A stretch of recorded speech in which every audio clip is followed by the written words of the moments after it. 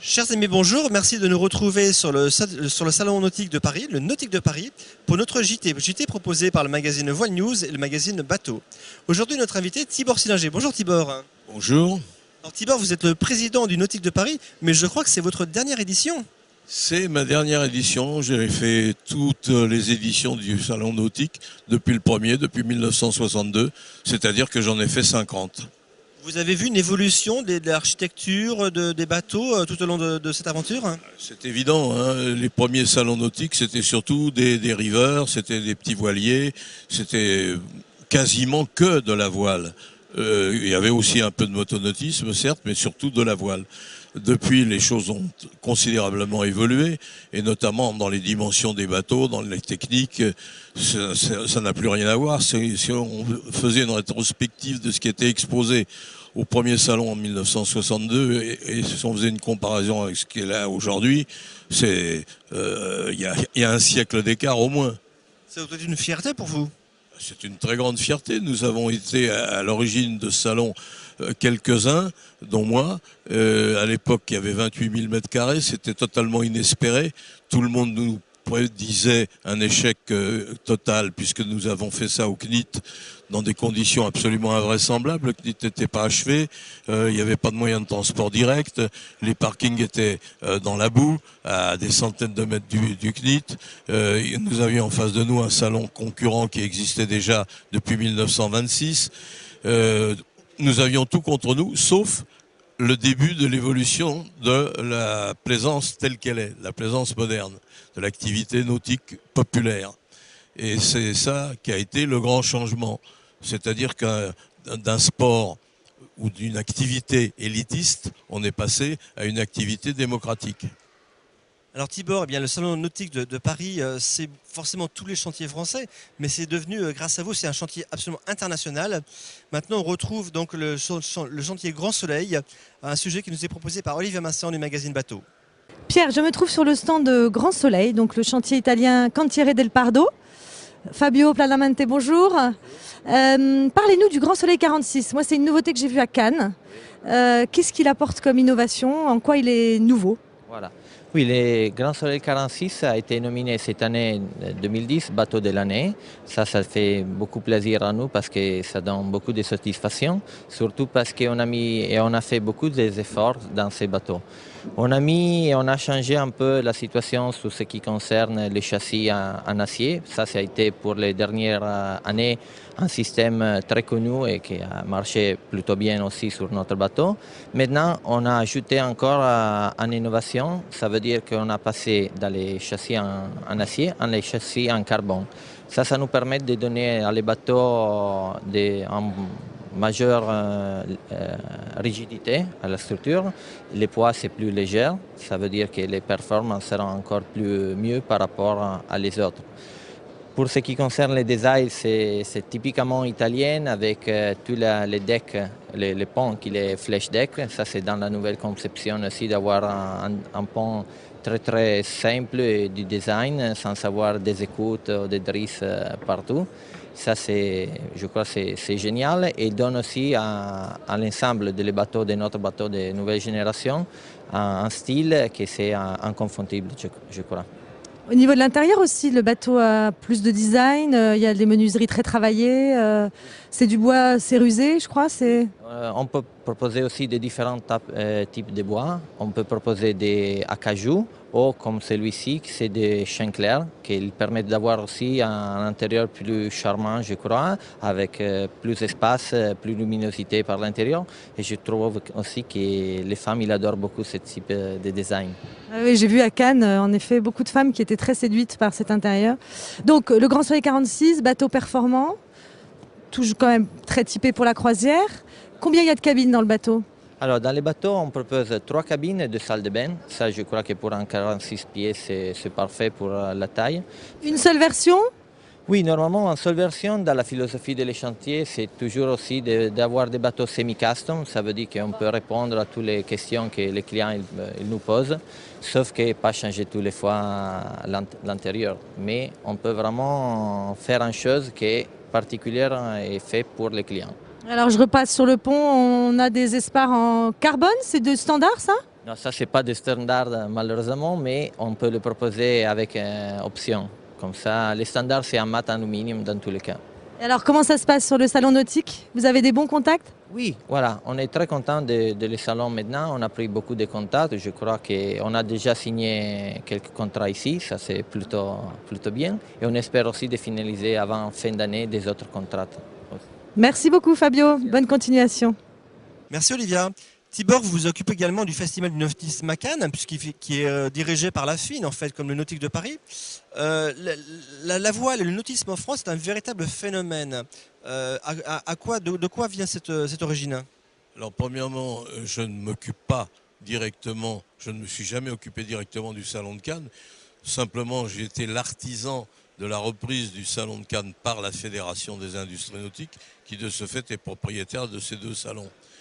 Et le Salon de Cannes est destiné à présenter des bateaux, surtout des bateaux à moteur et des bateaux de luxe. Ce sont deux activités complètement différentes et pas comparables, les deux salons.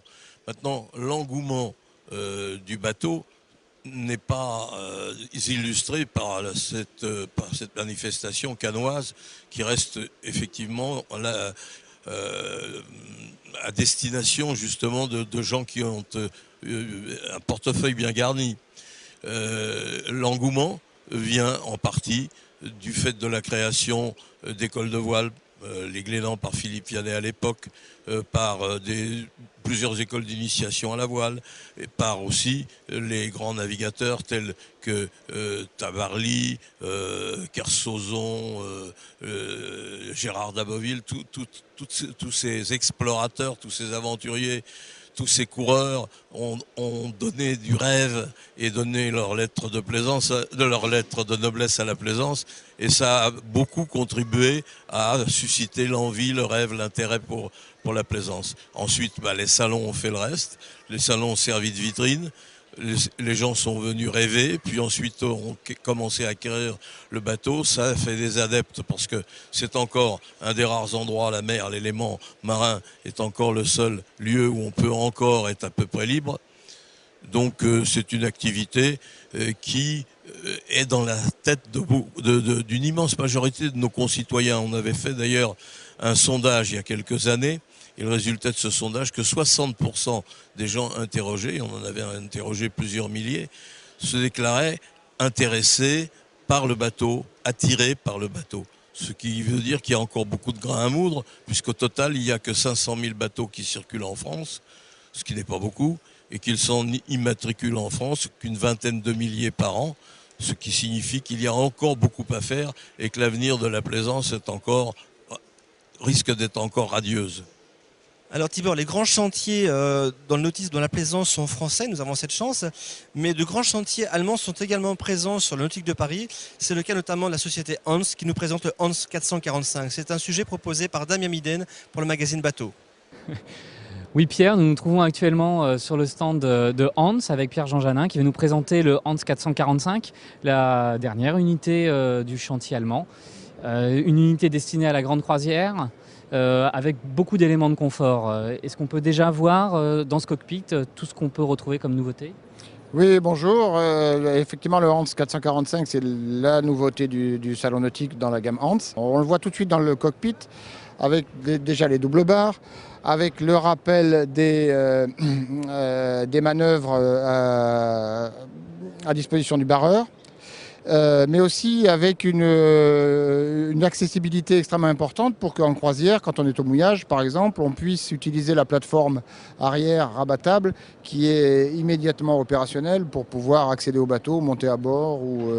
Bon, c'est évident, on le voit tout de suite quand on voit l'ergonomie du cockpit, on a bien délimité deux espaces, l'espace de vie et l'espace de manœuvre, et en privilégiant une fois de plus la simplicité qui est augmentée d'autant grâce au Foc autovireur qui est la spécialité de Hans, puisque le système de Foc autovireur est monté en série, donc on peut le voir sur l'avant du bateau. On voit bien le rail et le système qui permet de tirer des bords en équipage extrêmement réduit dans des mouillages encombrés par exemple, ou des choses comme ça. Donc dans l'absolu, pas besoin de se déplacer sur le pont du bateau pour le manœuvrer, tout peut se faire de l'arrière. On a ici quelque chose d'un peu particulier avec ce banc, non, amovible? Voilà. Bah oui, on a dans la plateforme arrière, dans le plancher de la plateforme arrière, le siège barreur qui est intégré. Une fois la plateforme dépliée, ce siège s'intègre dans le plancher et une fois la plateforme repliée, et il suffit de le relever pour on ait un siège pour barrer confortablement. Très bien, on va peut-être passer à l'intérieur. Nous voici à l'intérieur du Hans avec un énorme volume au niveau du carré de la zone de vie. Et le mieux, c'est peut-être de nous faire la visite, carré et cabine. Ok, donc bon, d'abord, une fois de plus, les Hans ont une particularité, c'est le traitement de l'espace et du volume avec une conception type loft, c'est-à-dire que on privilégie les grands espaces, les surfaces blanches et le volume de vie. Alors si on part de l'avant, on a une grande cabine propriétaire dans cette version-là. Il faut savoir qu'il existe aussi une version 4 cabines, donc avec 2 cabines à l'avant. Et dans le cadre de la cabine propriétaire, on a 2 cabinets de toilettes séparés. D'un côté des WC, de l'autre côté un vrai cabinet de toilettes, qui est aussi assez nouveau dans l'aménagement des bateaux. Ce bateau-là est traité avec une boiserie en cerisier, ce qui donne cette... Ouais, tout est très clair, lumineux, ça donne du volume, quoi. Cette Ça donne de chaleur l'espace. et ce volume et cette luminosité. Ensuite, dans le carré, la disposition est assez classique, mais on garde quand même ce côté convivial avec les 2 espaces de vie du carré, la table du carré et le sofa, on pourrait dire, à côté de la table à cartes, qui est une particularité de Hans, et avec le pouf qui est déplaçable sous la table à cartes. Un carré très convivial qui invite à de longues périodes apéritifs au mouillage. Et alors, dans la zone arrière, on retrouve 2 cabines classiques. Ah. D'accord, merci beaucoup pour cette visite et bonne fin de salon. Merci Damien. Tibor, les monocoques, on en voyait souvent sur le salon nautique. Maintenant, les catamarans, les grands catamarans de voyage sont également présents. Oui, exact, oui. Il y a eu un phénomène de mode pour les catamarans, c'est évident. C'est confortable, c'est spacieux, et puis ça permet de naviguer sur des distances beaucoup plus importantes dans des conditions de confort inégalées. Alors, les catamarans de grand voyage, représentent maintenant 27% de la part de marché sur les bateaux à voile. Ce matin, nous avons rencontré Xavier Desmarais, le président du chantier Outre-mer, qui nous présente son nouveau bateau, l'Outre-mer 5X. Et bien maintenant, nous nous trouvons sur le stand Outre-mer avec Xavier Desmarais, le directeur, le PDG même du chantier. Président, bon. Alors Xavier, sur le Nautique de Paris, vous nous présentez un nouveau bateau qui est aujourd'hui uniquement en dessin, c'est l'Outre-mer 5X. Tout à fait. Donc le 5X, l'idée c'est de renouveler la gamme. On a commencé avec le 49 et là l'idée c'est de remplacer le 55 qui est un des bateaux mythiques d'outre-mer. Donc avec un bateau un peu plus long, donc qui va faire 59 pieds. On l'a appelé le 5X justement pour expliquer que c'est un volume de 55. Ça prend la relève de notre 55 pieds, mais on a allongé les coques dans une visée de performance supérieure. Alors vous conservez le même système, bateau light ou différentes versions ? Tout à fait, c'est un bateau, comme tous les Outre-mer, c'est un bateau marin, rapide et simple. Simplement, là, l'aspect performance par rapport au 49, on a encore poussé l'aspect performance. Alors, qui est l'architecte et qui est le designer de ce bateau ? Alors l'architecte c'est VPLP, donc ceux qui ont dessiné BMW Oracle, donc Groupama, pour nous c'est une référence en termes de bateaux de course et on avait à cœur de pouvoir utiliser ce savoir-faire pour des bateaux de croisière. D'ailleurs ça a été très intéressant de voir qu'ils ont développé des outils en termes de VPP, calcul de performance qu'on a pu appliquer à des bateaux de croisière, donc en pouvant essayer d'apprécier quel est l'impact sur les performances de différents cas de chargement. Et ça, là où avant, c'est la première fois qu'on peut avoir une approche vraiment analytique sur ce sujet. Alors ça c'est pour l'architecte et pour le designer c'est Franck Darnier Design avec qui on a travaillé chez Allure et chez Outre-mer jusqu'à présent. Donc on va retrouver des éléments communs avec le 49 au niveau présentation ? Alors on va retrouver sur le 5X les éléments qui ont bien plu sur le 59. D'abord l'aspect structure, la rigidité, ce qui fait la réputation d'Outre-mer. Et puis les éléments qu'on avait apportés sur le 49 et qui ont plu, tels que la barre franche, la vision panoramique, les grands hublots dans les cabines. Tous ces éléments qui ont été apparemment beaucoup appréciés par les propriétaires, et bien sûr on les retrouvera sur le 5X. Donc le 5X est présenté sur le Nautique de Paris, sur le stand Outre-mer, à voir absolument. Le premier exemplaire sera mis à l'eau dans combien de temps ? Il sera à l'automne 2011, dans une petite année. Déjà vendu ? Déjà vendu. Merci Xavier. Merci, à bientôt. Tibor, sur le nautique de Paris, beaucoup de grands chantiers sont là, mais il y a également des petits chantiers, des petites structures. Et c'est très bien parce que tous ces chantiers peuvent être présents sur le nautique. Non seulement peuvent être présents, mais doivent être présents parce que le salon nautique représente pour eux souvent la principale part de leur chiffre d'affaires annuel. Certains chantiers qui n'ont pas de réseau de distribution, c'est le cas de la plupart des petits chantiers, réalisent jusqu'à 70% de leur chiffre d'affaires sur ce seul salon. Inutile de vous dire que c'est important. Le salon de Paris est une vitrine d'exposition annuelle de tout ce qui se construit. Et s'il n'y avait pas ce salon, comment ferait-on pour montrer au public la production? Il n'y a pas de magasin d'exposition, de showroom dans les grandes villes où on peut présenter des gammes complètes de bateaux. Donc il faut bien une vitrine annuelle et c'est la raison pour laquelle nous avons ce salon qui se tient tous les ans sur une surface gigantesque qui représente 25 stades de football. 25 stades, 130 000 carrés au sol, et on a été jusqu'à 170 000 mètres carrés en 2007. C'est vous dire que c'est un immense salon, c'est un des plus grands salons français, parisiens, et un des plus importants, non seulement d'Europe, mais du monde. Alors Tibor, pour illustrer vos propos, effectivement il y a beaucoup d'artisans sur le nautique de Paris. Nous avons choisi un chantier qui présente le Sterel 650. C'est un sujet de Damien Minen pour le magazine Bateau.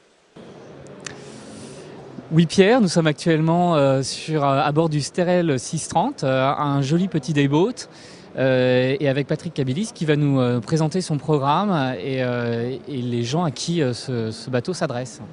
C'est un bateau pour le camping côtier. On peut y dormir avec un couple et 2 enfants par exemple. Un bateau qui se veut facilement transportable de par sa largeur, son poids très léger et son tirant d'eau de 15 cm une fois que la dérive est relevée. C'est de la promenade rapide, le bateau partant au planning assez rapidement. Il a une dérive lestée? Donc c'est une dérive lestée de 120 kg de plomb à 1,60 m de tirant d'eau.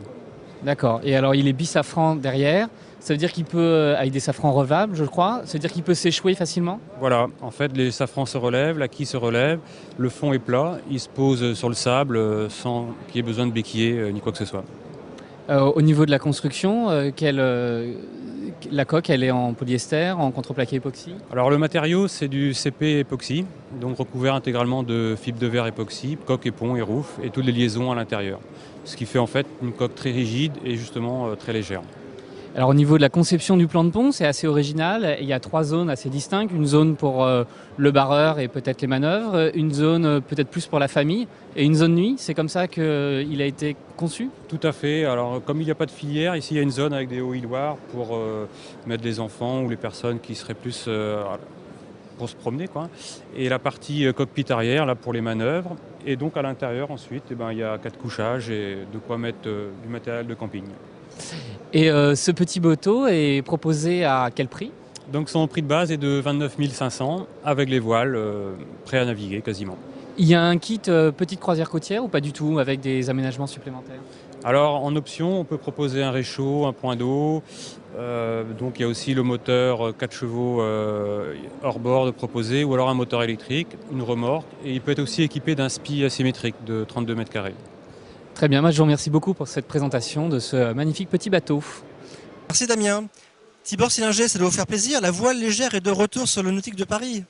Oui, ça me fait plaisir, effectivement. Ça prouve qu'il y a une nouvelle couche de clientèle pour ce type de bateau. Et cette nouvelle couche de clientèle deviendra un jour client de bateaux plus important. Puisqu'on a commencé par là, si on revient vers là, ça prouve qu'il y a une nouvelle couche de clientèle qui arrive à la plaisance. Alors nous avons choisi un petit dériveur, le Kitou, qui est un bateau en kit à monter soi-même. C'est un sujet d'Olivia Vincent pour le magazine Bateau. Vous ne le croirez jamais, mais je suis sur un petit dériveur à construire soi-même. Oui, ce petit dériveur est à vendre en kit. Il ne coûte que 2 900 €. Il ne demande que 50 heures pour être construit. C'est un petit dériveur qui fait 3,60 m de long.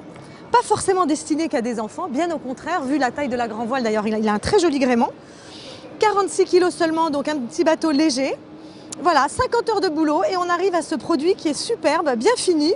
Un joli petit accastillage. Enfin, en tout cas, ça donne envie de l'essayer ailleurs que dans le bassin du salon nautique. Voilà, Pierre, je vous emmène? Merci Olivia. Tibor Sillinger, on parle aussi beaucoup produits verts. Quand on parle on se projette dans l'avenir, produits verts, moins de pollution, bateaux électriques.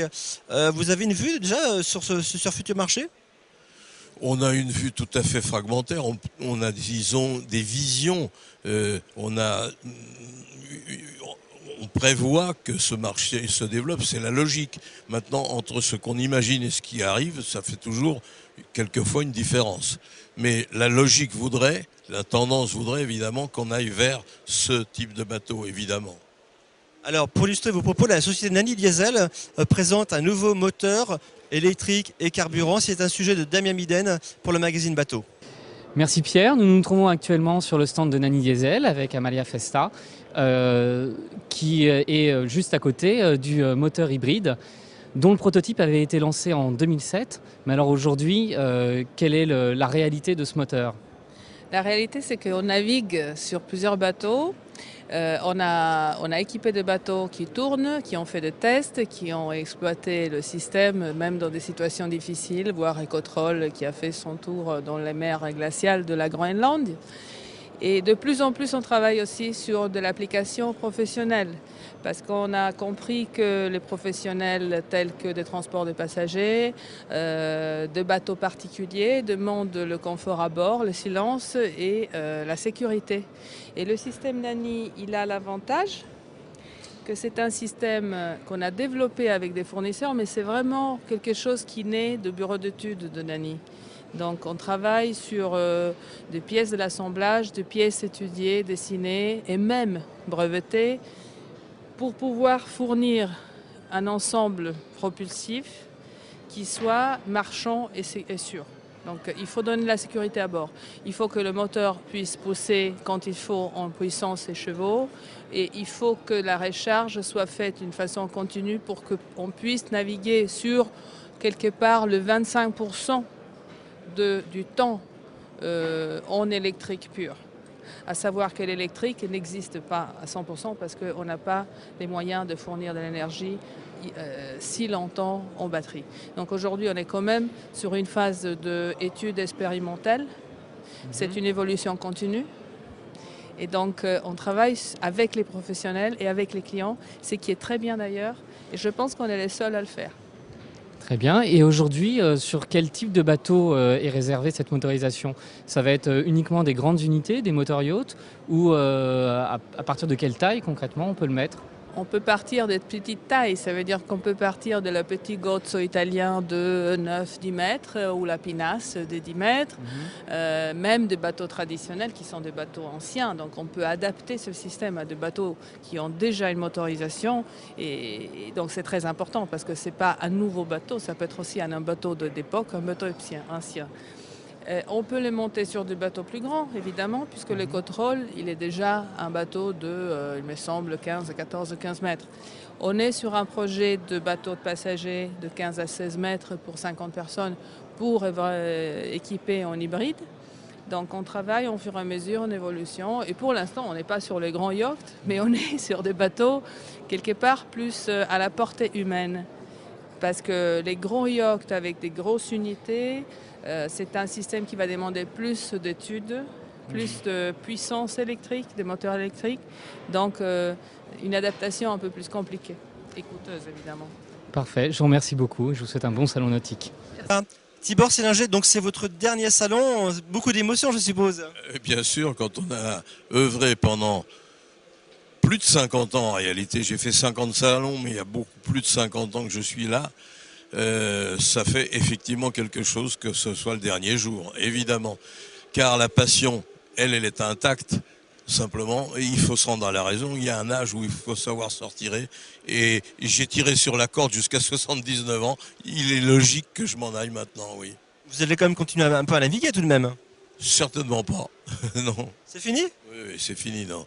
En fait, pour tout vous dire, je n'ai jamais beaucoup navigué. Je me suis toujours passionné pour le salon nautique, pour l'entreprise que j'ai créée, qui est la construction de bateaux pneumatiques, mais je ne suis pas un grand navigateur. Ça ne m'empêche pas d'aimer le métier que j'ai fait, d'adorer même le métier que j'ai fait et que j'adorerai toujours, même m'en souvenir.